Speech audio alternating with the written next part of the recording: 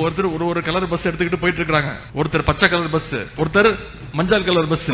ஆனா நான் சொல்றேன், கடைசியா எல்லாத்தையும் ஓவர்டேக் பண்ணி ஜெயிக்க போவது பிங்க் பஸ் தான். மகளிர் நீங்க யூஸ் பண்ண போற முதலமைச்சருடைய அந்த பஸ் தான். பஸ்ஸுக்குள்ளேயே இருக்கணுமா? பஸ்ஸை விட்டு வெளியில வரக்கூடாதா? கையை இவ்வளவுதான் தூக்கணுமா? இப்படியே வரணுமா? மக்களை பார்த்து சிரிக்காத, மக்களை பார்த்து கையசைக்காத, இப்படியெல்லாம். ஐயோ நானும் என்னவோ ஏதோ நினைச்சேங்க. செம்ம காமெடியா இருக்குங்க. I'm just enjoying like anything. அரியலூர்ல போனப்போ நான் கரெக்டா அந்த ஊருக்கு போறதுக்கு முன்னாடி ஒரு அந்த ஏரியாலேயே அந்த பவர் கட்டு. அப்புறம் நான் திருச்சிக்கு போய் நான் பேச ஆரம்பிச்சதுக்கு அப்புறம் அந்த ஸ்பீக்கருக்கு போற அந்த வயரு கட்டு. இல்ல நான் தெரியாம தான் கேட்கிறேன் சிஎம் சார்.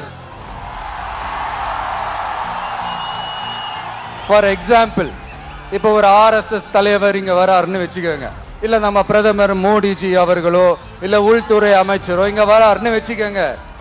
இந்த மாதிரி கண்டிஷன்ஸ்லாம் போடுவீங்க, இந்த மாதிரி பவர் கட் பண்ணுவீங்க, இந்த மாதிரி வயர் கட் பண்ணுவீங்க. கொஞ்சம் கட் பண்ணி தான் பாருங்களேன். முடியாதுல, பேஸ்மெண்ட் அதிரும்ல. நீங்க தான் மறைமுக உறவுக்காரர்களாச்சே.